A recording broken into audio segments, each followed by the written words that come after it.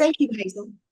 Okay, thank you for joining us today for this informative workshop, The Empowered Caregiver, Building the Foundations of Caregiving, presented by Cindy Sheriff, Community Educator, with assistance from Meredith Plant, Program Manager, both with the Alzheimer's Association of Greater Kentucky and Southern Indiana Chapter. This workshop is sponsored by University of Kentucky WorkLife. Cindy, thank you for your time today. Would you like to introduce yourself and get started? Thank you, Hazel, and absolutely. So as Hazel said, my name is Cindy Sheriff, and by education and career, I was a behavioral health clinician, worked in the EAP and wellness industry for many, many years. Then a few years ago, my dad started showing some signs that I knew looked like Alzheimer's disease. So long story short, I became his caregiver. So a lot of the things that I'm going to share with you today are some of the information are things that I learned from on-the-job training. When we first realized Dad was showing signs of dementia, I knew enough about the brain, I knew enough about the disease to know that the outcome was not going to be favorable. I knew it was a chronic terminal disease. But I also know that knowledge about any disease gives you power. So I started doing my research. I went to workshops, seminars, did everything I could to learn as much as I could about what Dad was facing. And I decided that even though I cannot change the outcome of this disease, I can sure change his journey. So that was the approach that I took. So on the next slide, you're going to see some of the learning objectives that we're going to look at today, or these some of the areas that we're going to look at. We're going to talk about our learning objectives. So after the presentation, hopefully you will be able to identify your role as a caregiver, understand and explain relationship changes that happen over time when you're caregiving. And you'll need to explain these to friends, neighbors, and family members because they don't have the knowledge base to understand a lot of what's going on. Hopefully you'll be able to describe the 5 areas of person-centered care approach and identify possible members of a caregiving support team. And also list some action steps that help lower caregiver stress. And not on the screen, but also we will be giving you some resources from the Alzheimer's Association that can help with that caregiving process. So we'll start by talking about who is considered a caregiver. Anyone who's helping a family member or friend is something people often do without calling themselves a caregiver. But if you give your time to help a person living with dementia, you are a member of that person's care, and you're not alone. And many times we don't have training to be a caregiver, and it's common to feel a little underprepared no matter how much research you do. So on our next slide, we'll see that the good news is there are always ways you can empower yourself and take control of your caregiver role. So understanding all of this is really important because taking care of yourself can lead to a much better experience for you and the person living with dementia. So on our next slide, I'm going to test your knowledge. So please answer true or false. Someone who helps a person living with dementia with everyday tasks like grocery shopping, managing appointments, can be considered caregiver. True or false? What do you say? Well, the answer is true. Caregivers help with activities of daily living like eating, getting dressed, and provide emotional support. But they can also take on other tasks like managing the person's money, making doctor appointments, and so much more. So on our next slide, we'll see what caregivers do. So some things caregivers may help with include transportation, organizing their medicine, taking care of their money, making their meals, monitor their medical conditions, making their appointments, talking and being an advocate with the healthcare professionals, helping with daily activities. And what's not on this list that I think probably should be is a caregiver also provides the person with emotional support. So you're part of a large group of people in the United States caring for a person living with Alzheimer's or other dementia.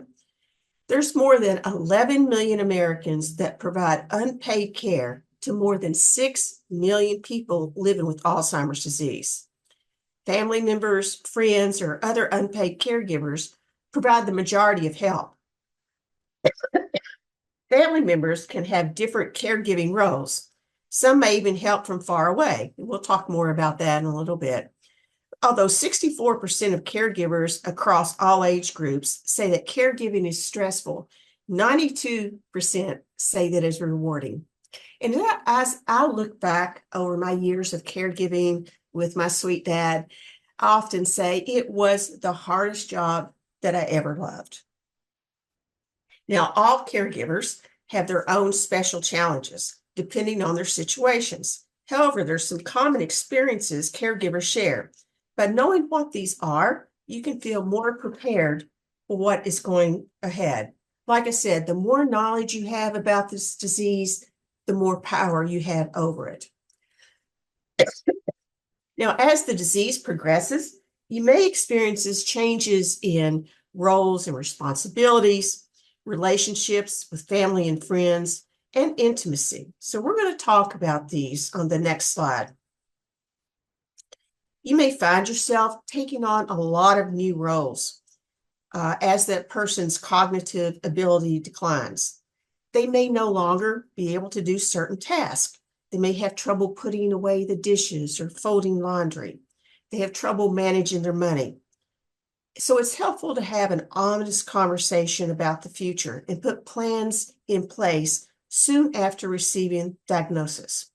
And I really try to stress this point because when that person is in the early stage of Alzheimer's or any type of dementia, they still can make decisions. You can still talk to them about what their wishes are. And that is valuable information that can help you when you're making these decisions. And this will help you understand what they want. And you'll feel more prepared on the new roles and more confident in making decisions when they're no longer able to. Now, some social isolation is common among caregivers. You may find that you have less time for your family and friends. And you might find that some of your family and friends pull back a little. They may not want to spend time with that person living with Alzheimer's because they're afraid they'll say or do something wrong.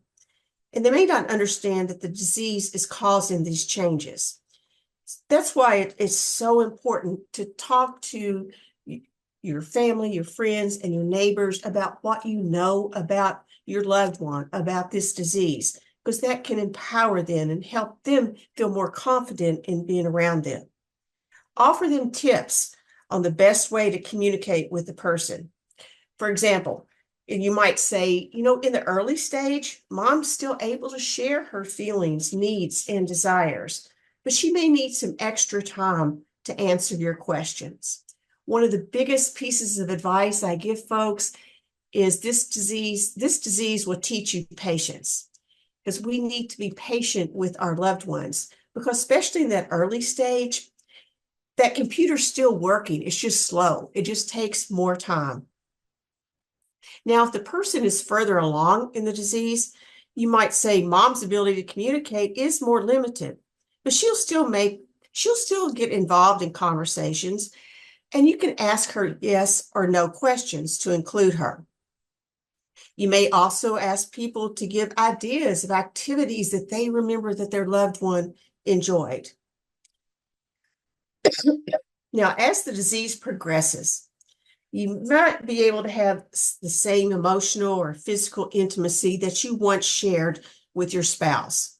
You may feel a lot of sadness and maybe even some guilt over these changes. But know that you're not being selfish if you have these feelings. It's so typical for people living with Alzheimer's disease to have a change in their sexual drive. depression, physical illness, and even some medications can cause a reduced interest in sex or intimacy.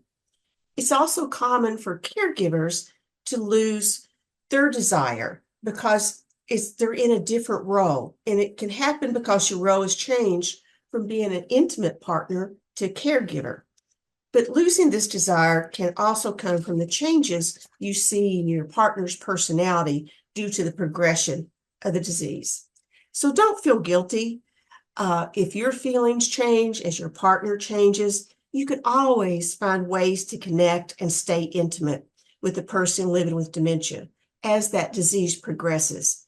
And some ideas are play the person's favorite music. I knew that Dad loved old-time gospel music. So I would buy some CDs, I'd load him up in a car, and we'd go driving around the countryside, just letting him listen to the music that I knew he loved. Do activities that you enjoy. Go for walks together. Talk about your favorite memories. Now, a word of caution here when I say talk about your favorite memories, don't quiz that person. Don't say, do you remember when? Because it just causes more anxiety because they don't. But let's say you're going through a photo album. Instead of quizzing them about the pictures, share your memories with them. For example, I might take Dad a family photo album and say, Dad, this is you at Sam's wedding. Look how handsome you were in that tux. See what I'm doing? I'm giving him the information so he's not feeling pressured to come up with it on his own. So next, we're going to hear from a caregiver as she explains how she stays connected with her father, who is living with dementia. When I think about caregiving for my dad, who's been living with Alzheimer's disease for 13 years, my expectation is not that my dad is going to remember my birthday or know how old I am. But I'm pretty confident that if I show up at his place in his memory care assisted living with some cake, light a candle, and tell him, Dad, today is my birthday, he's gonna smile, give me a hug, and want to enjoy some cake with me. And so that gives me a glimpse into that love and that connection that's still there between us as father and daughter. I've had to realign my expectations, but that has allowed me to be more present and available for these happy and connective moments between us. I think that's great advice because in order for us to have this person-centered approach to care, we have to realign our thinking. So what exactly is person-centered approach to care? Basically, all the things you think about being a caregiver, but with one added layer. And that added layer is you are now a detective. You've got to look for clues that will give you insight into what that person wants or what they're stressed over. And it's a person-centered approach is built around their specific needs because no two people who have Alzheimer's or dementia have a journey that looks like the next one. It's so different. Now, there's commonalities, obviously, but the person who knows your loved one best is the person who can really construct a person-centered approach to care the best.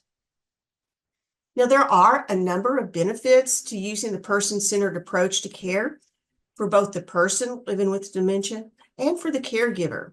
Some of these benefits include fewer dementia-related behaviors, which may lower the need for medication to treat these symptoms. Because many times these behaviors that are treated with medication are because the person is feeling such frustration. So if we can be that detective and learn what that person is frustrated over and help them with it, many times we can keep them from having that medication. Also, they'll have less boredom and feelings of helplessness, lower levels of agitation, and an overall increase in happiness and sense of well-being. And when you see them having this increase in happiness and well-being, it makes you feel better as a caregiver. I remember talking to my dad's physician, and he gave me some great advice. He said, Cindy, as this disease progresses, it becomes easier on the patient and harder on the caregiver. And that is so true. I found that to be absolutely true. So what are the benefits of being a caregiver? It can increase your confidence in how you address dementia-related communication and behavior changes. It can increase your satisfaction in being a caregiver. It can improve your relationship with the person living with the disease, and it provides a better quality of life for you and the person in your care. So we're going to talk about 5 strategies that you can use to have a person-centered approach to caregiving. We're going to unpack each of these. So the first one we're going to look at is use your knowledge of the person. An individual living with Alzheimer's is so much more than their diagnosis. They are a unique person living with that disease. As a family member or close friend, you probably know that person better than anyone. However, you may need to learn even more about them to provide the best possible care. So consider what makes that person unique. This can include their values, beliefs, interests, their likes and dislikes. Talk to them about these things, and you can see, talk to them about these things, or think about the information they've shared with you in past conversations. Keep in mind that their hobbies and interests may have changed, but they may still have an interest in many of the things that they did before they had their diagnosis. I mentioned my dad's love of gospel music. He also loved Kentucky football games. So throughout the year, no matter football or basketball season or not, I would go on the SEC channel and find some old ball games and just sit and watch with him. And he couldn't follow the plays, but he loved the game. And so I didn't ask him questions about the play. I would just sit there quietly, hold his hand, and we'd watch those games together. Next strategy is connect in the moment. Each day can bring new changes and opportunities for a person living with dementia. So it's important to connect with the person in that moment. It can help you find out what they need so you can give them a right support. Basically, we have to become very, very flexible and meet them where they are. In other words, as the disease progresses, they move further and further away from reality. So for us to connect with that person, we need to join their reality and not challenge them on facts and figures. It doesn't matter. I'll give you an example. I remember one time I went to visit Dad. He was in assisted living at this point. He eventually went to memory care, but he was in assisted living. And when I walked in the door, he was so animated and excited. And I said, "Well, good morning, Dad. What's going on?" And he said, "Cindy, you'll never believe who came to see me last night." Most people would clear their visits through me, but I thought, well, maybe somebody just showed up. And I said, "Well, Dad, I have no idea who came to see you." And he said, "Your pa." And that was my granddad. Now, he had been gone for probably 40, even maybe 50 years. I don't know. But I didn't challenge him on it. I didn't correct him. I simply said, "Oh, Dad, I wish I would have been here. I would have loved to have spoken to him." And see what I did? I validated his reality.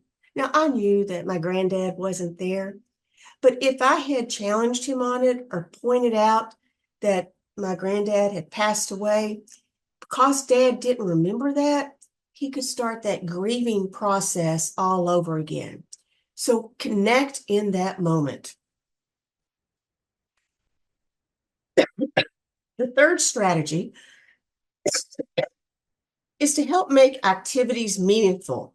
Every experience and interaction is a chance for you to connect with that person. And this is true even as that disease progressed. So activities should have meaning and purpose for that person living with dementia, not just something to distract them. Take into account their abilities, their interests, their likes. Give them choices. This can help them feel respected and successful. Know that that person can feel joy and comfort even when their dementia is advanced. You don't have to plan every activity, just kind of go with the flow. Now, I recognize that Dad was a very dignified person, and he really liked being the patriarch of the family. So I know when this disease progressed for him, he was becoming depressed because he no longer had his role that he loved so much in our family. So I tried to think of ways to bring him into our lives in a helpful way to where he felt validated, where he felt useful, where he felt like he was contributing. So I landed on what I'm about to share with you. I don't know how it happened, but I started taking stacks of junk mail over to Dad. And I would say, Dad, I'm so busy at work today. I'm just overwhelmed. Do you think you could open this mail for me and just stack it for me? That would be so helpful and help me so much. He puffed up because he was just so happy to have a role that brought him importance in his life. So we have to be creative and do things that help that person feel like they have dignity and that they're meaningful. Now, the fourth strategy is to focus on that supportive relationship. Person-centered care means putting that person before the task. Now, it can be hard to manage all your caregiving responsibilities each day, but it's important to be flexible so that you can support that person no matter how they're feeling for that day. Think about choice and flexibility instead of how much you can do in a day. We have to change our thinking. You've got a to-do list. If you check one thing off, that's okay. You don't have to get everything done. Pay attention to what's happening with that person in that moment and encourage their independence. And do activities with them rather than for them. And as I said earlier, the big takeaway is as caregivers, we develop a lot of patience. Now let's hear from the Alzheimer's Association expert on celebrating small wins and how even a small activity is a chance to connect and a good use of your time. Caregiving can be difficult, but each day presents us with opportunities and challenges. So it's really important to celebrate those small wins, like providing just the right amount of support to have somebody successfully get dressed by themselves or brush their teeth or even set the table for dinner. Everything that happens throughout the day can be considered an activity. Little things like setting the table or going for a walk and talking about family, or even spontaneously dancing to some music are all things that happen throughout the day and time well spent. So last, our fifth strategy is to create a supportive environment, which helps the person living with dementia be successful and independent for as long as possible. In order to create a supportive environment, talk to that person about what it looks and feels to them. Think about changes in the home that can increase safety. Suggest activities they like. Keep favorite items around where the person can easily see them, whether that's pictures or, I know my dad was an engineer and he loved farms and barns. So in his office, he had a picture of an old barn and he loved it. So when he retired, his company gave him that barn picture. So I made sure his favorite picture of that barn was always where he could see it. So create a calm and soothing atmosphere. And finally, take care of yourself. Don't be afraid to ask family and friends for help if you feel stressed or you need a break. Now, you cannot do a good job of taking care of someone else if you don't take care of yourself. So important for caregivers to pay attention to their own physical and emotional health. This can help you better handle the challenges of caring for someone with dementia. For this reason, it's so important to build a support team. Now, this is something I struggled with, because my personality has always been, I'm going to slay this dragon and drag it home. I'm going to do it. I can do it. But you need help. A support team is a group of people who can help you with care responsibilities over the course of the disease. The team can help you with many responsibilities. For example, they might manage the medical appointments, provide transportation, and help with grocery shopping. So try to designate certain tasks for members of your team. Next, building a support team is so important, and asking for help is not a sign of weakness. In fact, when you have help, you are a better caregiver. Some of the benefits of having a support team include getting more done each day, staying active in your own life, and feeling like you still have some control over your whole life. Having people to help lowers your stress, and they can step in when you feel like you're just overwhelmed and it's too much. But I want to note here that it's important to have a plan for emergency. Who can give you help? Who can be your backup? This will give you confidence if the emergency does come up. So next, let's talk about who you should have on your team. Everybody's support team will be different, just as everybody's disease journey is different. That your team will depend on the kinds of relationships and opportunities in your life. Think about your family, friends, and neighbors who you trust and that you can rely on. Don't put people on your team that are judgmental and critical and blaming. And keep in mind, your team may change as the disease progresses. This could include family members, close friends, whether they live close or far away. There's still things that you can do. And assign the task of your support team based on what you know about that person's personality. When I was caregiving for Dad, I knew my sister had certain talents and she would help so much. My brother, who had a heart of gold and was so emotional through this, I knew there were tasks I could not ask him to do.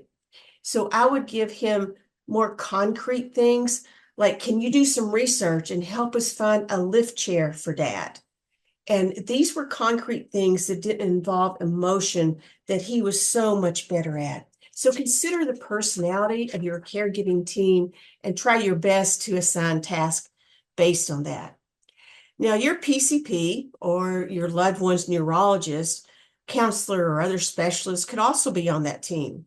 Volunteers from local organizations, members of your community or your church, or online communities. We'll talk more about some of the online features of the Alzheimer's Association, but there is a networking platform for people that are impacted by this disease.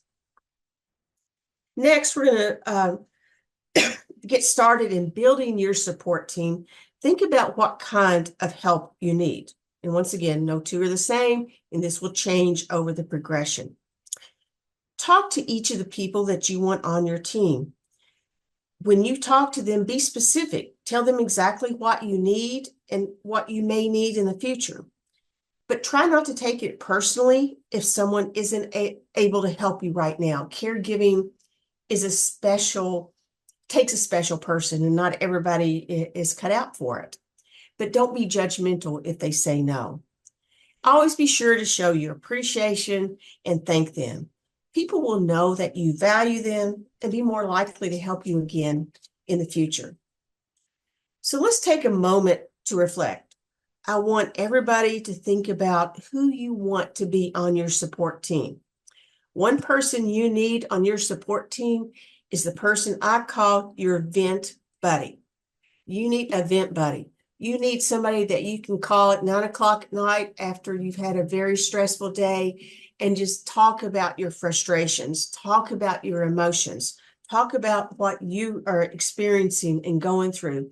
It's not that that person is going to have any answers or be able to solve the problem, but as a counselor, talking about your situation in and of itself is very therapeutic. And we try to teach people not to hold things in. Don't expect the person you're talking to have the answers, but you need to have that vent buddy. Next, take care of yourself. It can be hard or seem strange to focus on your own health when you're focused on somebody else's health, but taking advantage of taking care of yourself can help you actually be a better caregiver. So let's do a quick knowledge check. True or false? Dementia caregivers are less likely to experience anxiety and depression than other caregivers. Well, the answer to this is false. Caregivers of people living with dementia are much more likely to experience anxiety and depression than non-dementia caregivers. They're also more likely to experience financial and physical difficulties. It's important to make sure you're watching out for these warning signs of caregiver stress, because they can really creep up on you. What you see on your slide now are some of the signs and symptoms of caregiver stress or burnout. And it's not that you don't want to keep doing what you're doing. It's just the stress is overwhelming. And sometimes it's like something happens and it's the straw that broke the camel's back. This is what happened to me. Now, I thought I was managing everything pretty well. I had mom and dad, both dad in memory care, mom in assisted living. I was dealing with all their doctor's appointments, their medication. I was handling their finances. I was communicating with my support team about everything. So where the facility they were in was about an hour and a half from my house. So I would drive there, maybe 3 times a week, sometimes more. And I remember driving home one day after a particularly stressful day where I was probably showing all of these symptoms you see on the screen. And I walked in my kitchen. My husband greeted me and he said, "Cindy, I know you've had a very stressful day. Tell you what, I don't want you to have to fix dinner. I'll go pick us something up." Sounds like a nice guy, right?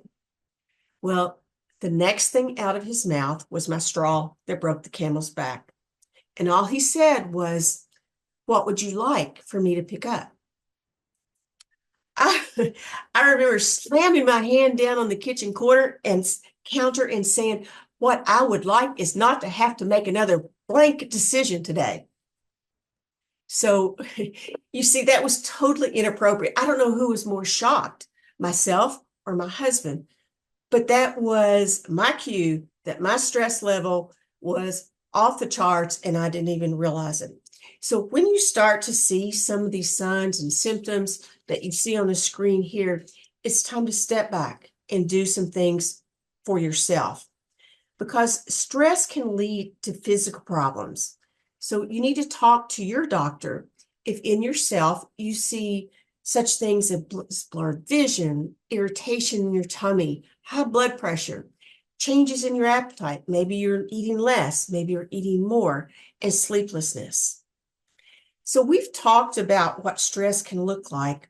Now we're going to look at a few things that you can do to help prevent or manage your stress.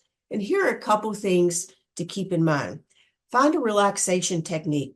And this could just be simple deep breathing or learning medication. I have a special place in my head in the Colorado mountains that I'll go to when I need that space. Find out what works for you. Pay attention to your symptoms. Talk with a doctor when you need to, because there are things that can be done. Next, be realistic and grieve your losses. The grief process when you're a caregiver can be overwhelming because you're not just grieving, you grieve a loss every day. And this is called anticipatory grief. You're grieving the anticipation of what you know the outcome is going to be. But I also think we have what I call retroactive grief. And in my mind, that's a term I use to deal with the grief of things that happened that we didn't know, we didn't realize. It's like, I would love to have a memory of the last time Dad and I played a round of golf together. But see, at the time, I didn't know it was the last round. I didn't know, but I don't remember it. So we also grieve those things in the past that are retroactive. Know that you're doing your best and you're going to make mistakes. That's okay. You learn from them, you pick yourself up and move on. Take care of your health. Go to your doctor at least once a year. Listen to what your body is telling you. And give yourself a break. Caregiving is stressful and you need a break. Remember, I mentioned having that vent buddy? Take a break and talk to your vent buddy. Get the help you need. People living with Alzheimer's, they'll change over time and their needs change too. So we have to be flexible and change our caregiving. Learn about community resources and care options, and this can include home care services. So now we're going to listen to some advice from a caregiver. The advice I would have for others about caregiving is to be kind to yourself, be gentle to yourself, allow yourself to make some errors. Don't judge yourself so hard. Take good care of yourself, eat well, exercise, interact with people outside of the household. Do things that are just for you. Go out to eat sometimes. Go out to eat with a friend or maybe alone. But remember that you have to be the best you in order to take care of your loved one. So it is very, very important that you take care of yourself. In addition to all the things she mentioned, I also want to give you another piece of advice. Keep a sense of humor. Sometimes what our loved ones will say or do is hilarious. So don't feel guilty for laughing. Laugh with them. So enjoy every moment to the best of your ability. What you see now is a take-home activity, and this can be given to you after the seminar as a handout.